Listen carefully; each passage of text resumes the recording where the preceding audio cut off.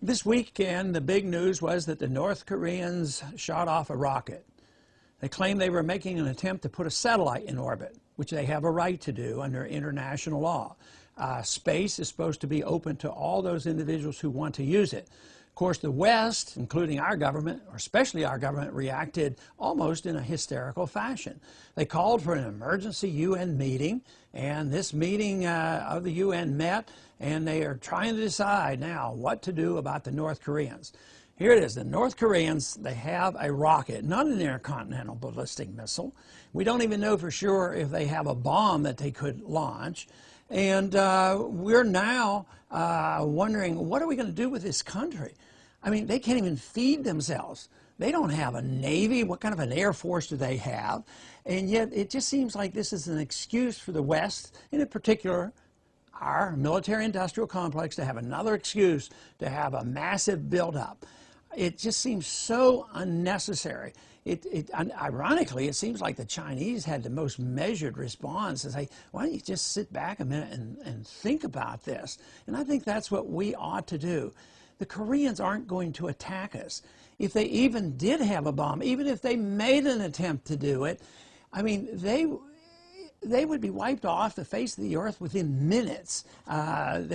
It's just preposterous to think that the North Koreans are a threat. I think they're playing cat and mouse. I think they're laughing. I think they love to see us go nuts over this. But what they don't understand is they might not realize how much we might overreact. And this whole thing that some of our politicians are saying, well, we should have gone in there and bombed that site before it even took off.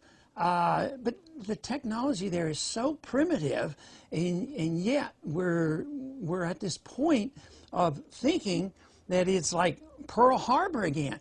Just think, we are concentrating on weapons, and weapons are really important. But what have we said for many years? It's not the guns that kills, it's the people that kill.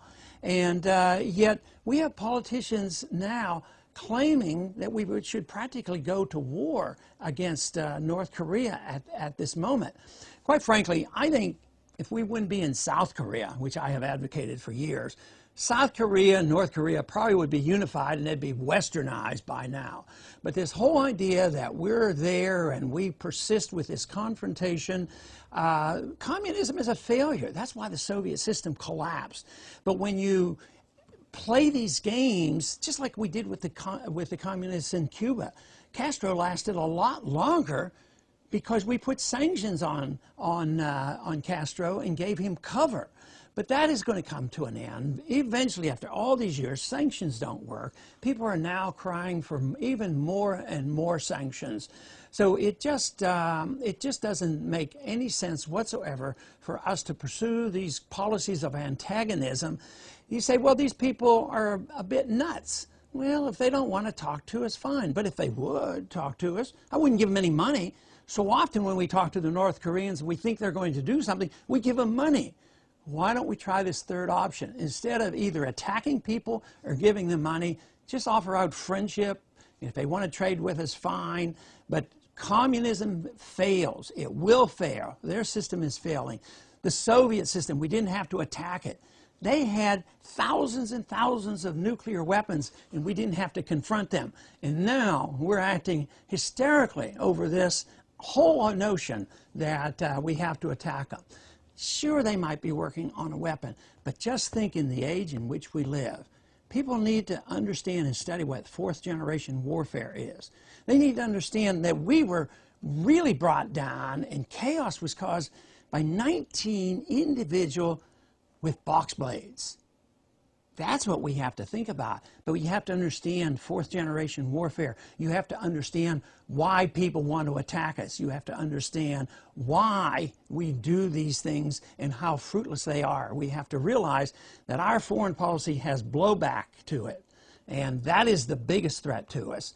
The best thing that we could do is take the advice of the Founding Fathers and say, look, let's trade with people, let's talk with people, try to be friends with people, and be more tolerant with people, and look to our own problems. When we make our own mistakes, if we have imperfections in protecting human rights and civil liberties here in this country. Let's take care of it before we preach and lecture to everybody else and expect them to respond to us.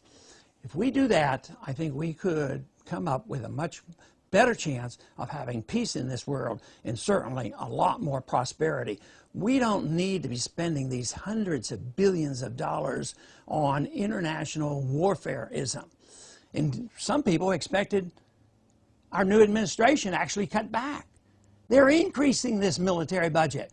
And if you would have just listened to the comments from our administration today, they were more provocative than anything I've heard in weeks, if not months, about what we must do about this. We ought to just sit back and take a breath and realize that North Korea is not a threat to the United States of America.